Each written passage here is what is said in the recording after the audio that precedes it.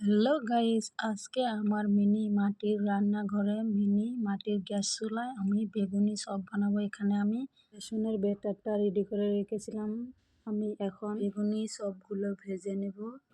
সংসার আমার ভাল লাগে না কেন যে হাই বুঝি না, এত কষ্ট করে রান্না করি তবুও কেন লাইক কমেন্ট শেয়ার সাবস্ক্রাইব নাই।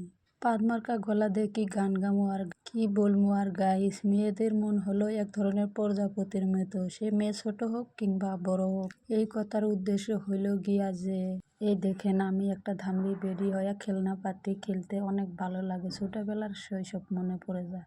এভাবেই রান্না বান্না করতে আমার অনেক ভালো লাগে, ছোট ছোট হাঁড়ি পাতিলে রান্না করতে অনেকই ভালো লাগে। তোমাদেরও কি আমার মতো এভাবে রান্না বাটি খেলতে কি অনেক ভালো লাগে?